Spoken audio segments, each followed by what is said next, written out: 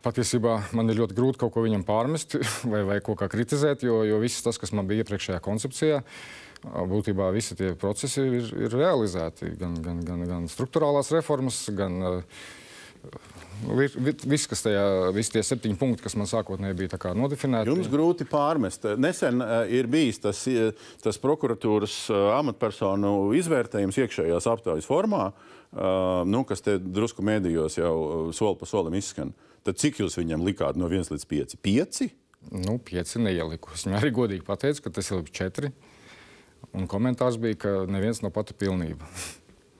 Par ko neielikāt 5? Kas nav pilnība?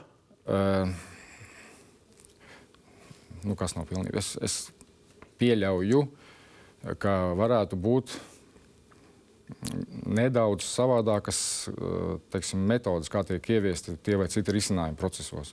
Iedodiet vienu piemēru.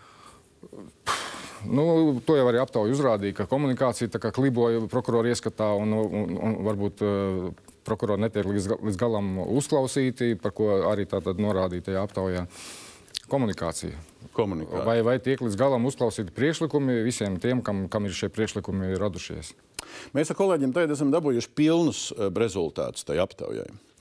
Un tā aptauja rāda, ka tieši starp prokuroriem ģenerālprokuroram ir viszemākais novērtējums, salīdzinot tur ar visiem citiem virsprokuroriem un tādiem virsprokuroriem, šitādiem un administratīvo direktori.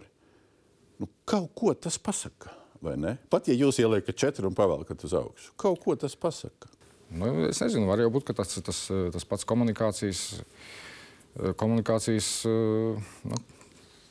problēmas ar komunikāciju.